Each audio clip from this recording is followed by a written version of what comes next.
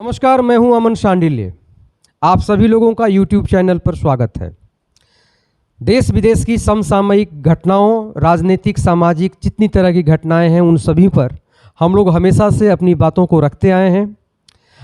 अब जब 2024 में लोकसभा का चुनाव होने वाला है, चुनाव बहुत करीब आते जा रहा है, इस दौरान सत्ता पक्ष और विपक्ष के बीच जुबानी जंग चल रहा है। दोनों तरफ से एक दूसरे पर आरोप प्रत्यारोप के वाण छोड़े जा रहे हैं। इसी बीच विपक्ष जहां एक तरफ आरोप लगा रहा है सत्ता पक्ष पर कि नरेंद्र मोदी के शासनकाल के दौरान, यानी 2014 से लेके 2023 तक, वर्तमान जो सितंबर 23 है, इस बीच देश पर बहुत ज़्यादा कर्ज बढ़ चुका है।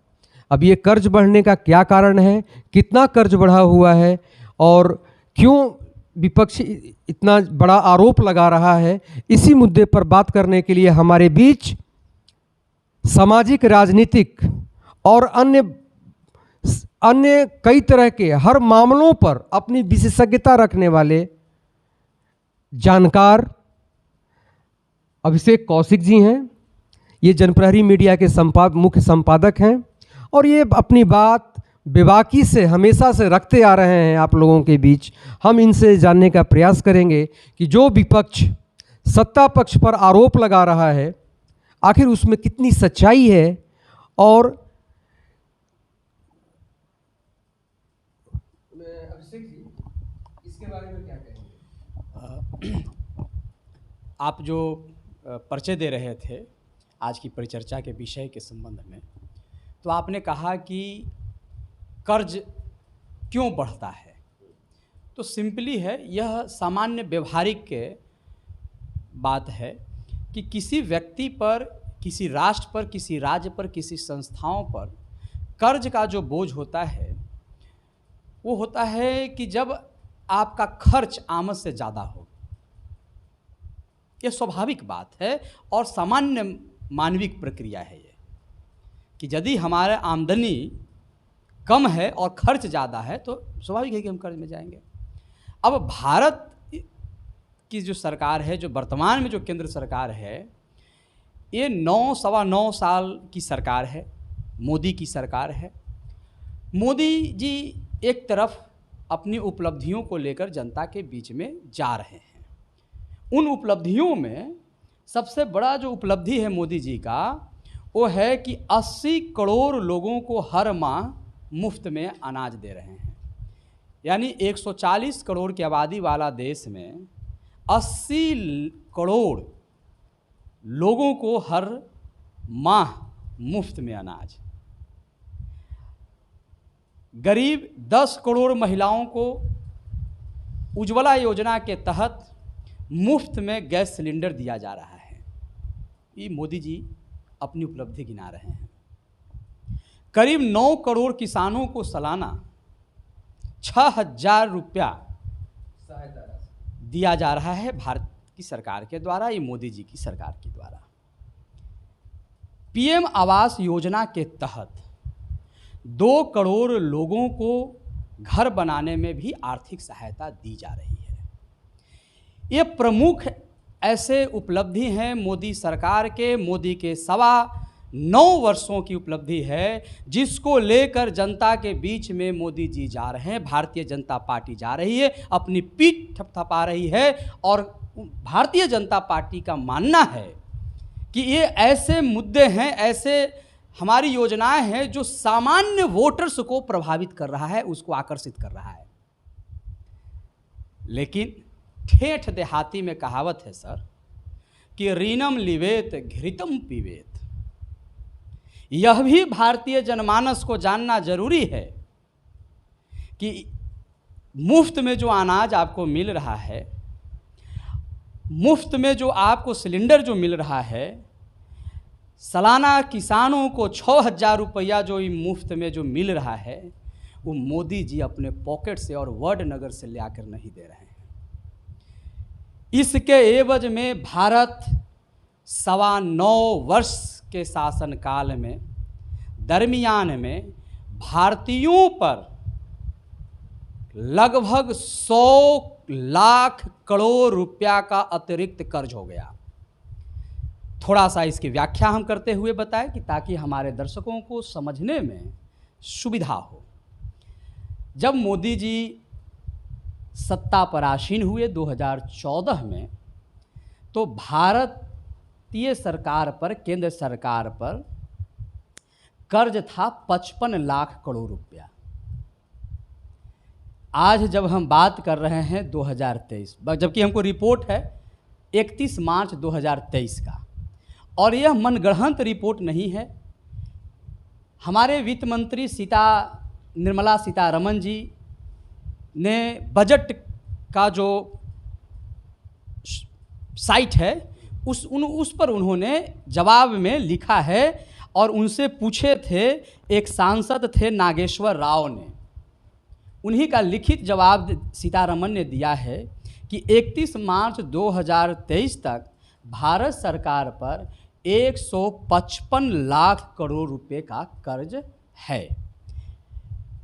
अगर इस हिसाब से आप देखें तो पिछले 9.25 वर्षों में देश पर 181%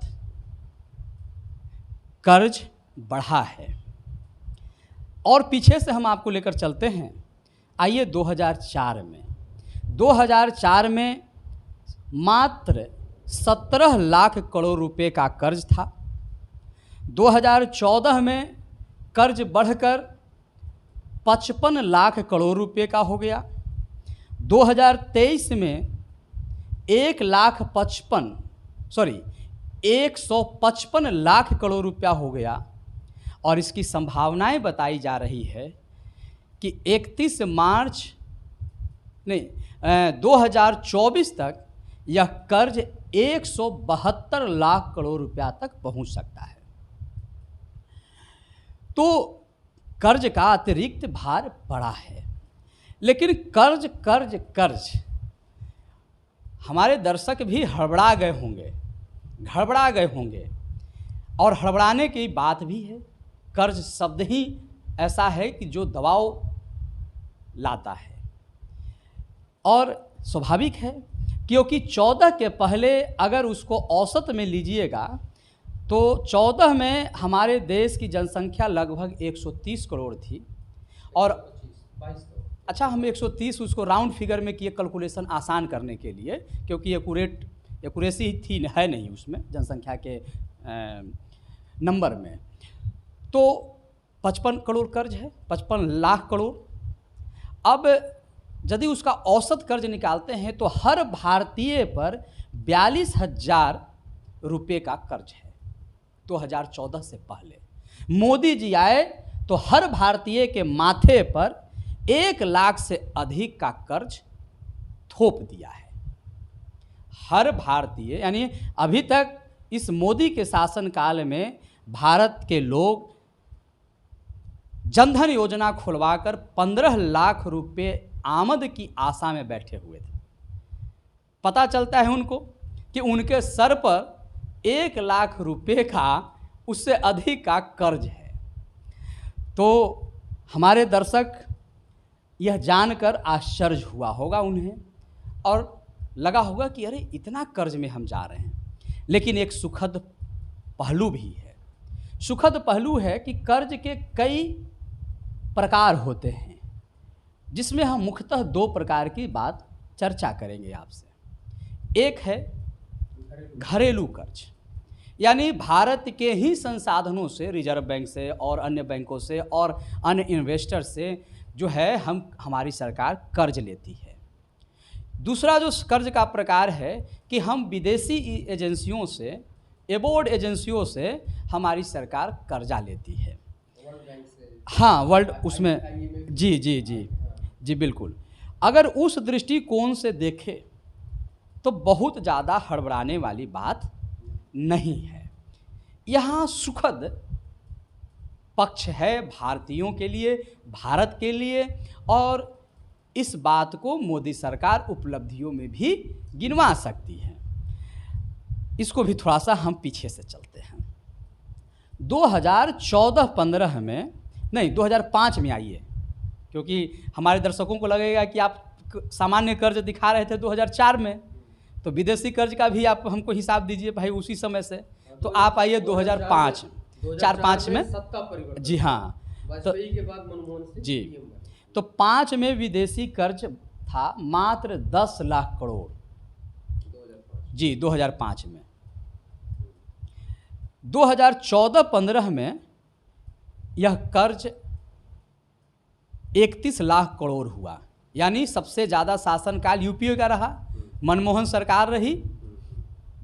अब 23 में 3 गुने की वृद्धि हुई। जी, अब 23 में यह कर्ज 1 लाख करोड़ घट के मात्र 30 लाख करोड़ पर है।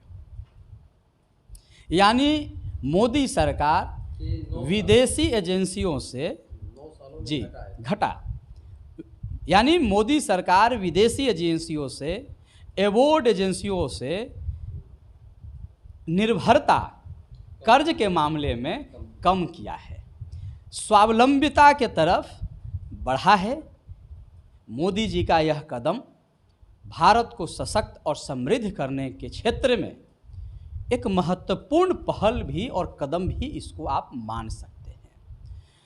तो हम अपने दर्शकों को बजाबते ऑथेंटिक आंकड़ा के साथ बिना लाव लपेट के, बिना पक्ष और विपक्ष के आप तक यह बात पहुंचाने का प्रयास किए। अब इस हम माइक और मंच दोनों सांडिल सर को सौंपता है। जिस तरह से कौशिक जी कर्ज को लेकर के देसी और विदेशी दोनों कर्जों पर आपने बात की और स्पष्ट किया कि सरकार के ऊपर जो कर्ज है वो घरेलू कर्ज है, विदेशी कर्ज में गिरावट आया है। क्योंकि 9 सालों में जिस तरह से विदेशी कर्ज आप देखेंगे तो 2004 से लेकर के 2005 से 2014 के बीच में विदेशी कर्ज 21 लाख करोड़ बढ़ा था यूपीए शासन के दौरान। हाँ, इसको थोड़ा सा हम करेक्ट कर देते हैं कि 2023 में कुल विदेशी कर्ज 50 लाख करोड़ है, 50 लाख करोड़ है, सॉरी माफ़ करिएगा, हमने 30 लाख करोड़ कहा, तो 50 लाख करोड़ है। लेकिन इसका थोड़ा सा हम गणित बता देते हैं कि 2023 से पहले यानी 14-15 में 31 लाख करोड़ था, तो मोदी के शासनकाल में मात्र 19 लाख करोड़ ही विदेशों से कर्ज लिया गया। तो यह एक प्रशंसनीय पहल है मोदी का, जैसा कि हम पहले कह चुके हैं कि आप लोगों ने कौशिक जी से सुना कि विदेशी कर्ज के मामले में 2 तरह के कर्ज इन्होंने बताए, एक घरेलू कर्ज और एक विदेशी कर्ज। तो घरेलू कर्ज में वृद्धि हुई है नो डाउट, लेकिन विदेशी कर्ज पर जो भारत पहले निर्भर था उसमें कमी आई है। आप ध्यान दीजिएगा 2004 से 2014 के बीच में यूपीए शासन के दौरान 21 लाख करोड़ विदेशी कर्ज लिया गया था। हालांकि उस समय 21 लाख करोड़ कर्ज का महत्व था, उस पैसे का वैल्यू था, क्योंकि महंगाई कम थी। आज 2014 से 2023 के बीच में लगभग 19 लाख करोड़ मोदी सरकार ने विदेशी कर्ज लिया है, यानी 2 लाख करोड़ की कमी आई है, फिर भी 19 लाख करोड़ लिया है। तो इस समय महंगाई भी ज़्यादा है, तो उस महंगाई के हिसाब से कर्ज का अमाउंट यूपीए शासन काल के दौरान उससे ज़्यादा नहीं है, ठीक है। लेकिन आपने ये भी देखा कि इस 9 सालों के दौरान जिस तरह से आर्थिक प्रगति हुआ है, रोडवेज के क्षेत्र हो, रेलवे का क्षेत्र हो, एयरवेज का क्षेत्र हो, या जनधन योजना के द्वारा गरीबों को, वंचितों को उनके बैंक अकाउंट में डायरेक्ट पैसा पहुंचाने का मामला हो, या 80 करोड़ लोगों को मुफ्त राशन देने की योजना हो, या उज्ज्वला योजना हो, या शौचालय बनाने की योजना हो, या आवास, प्रधानमंत्री आवास योजना हो, ये सारी सहायता राशियां हैं, सहायता दे करके आम गरीबों के लिए सब सरकार काम कर रही है। तो ये जितने बड़े पैमाने पर इस तरह की योजनाएं चली हैं, तो इसमें धन की ज़रूरत तो पड़ेगी ही। फिर भी हम यही कहेंगे कि इस शासन के दौरान कर्ज बढ़े हैं, घरेलू कर्ज बढ़े हैं, विदेशी कर्ज भी लिया गया है, लेकिन उसके साथ साथ उस पैसे का सदुपयोग भी हुआ है और देश के विकास में गरीबों के हितों के लिए, जो गांव में बैठा हुआ अंतिम व्यक्ति है उसके रोजी, कपड़ा, रोटी और मकान के लिए सरकार ने जिस तरह से पैसे खर्च किए हैं वो काबिले तारीफ़ है। आज के चर्चा में बस इतना ही।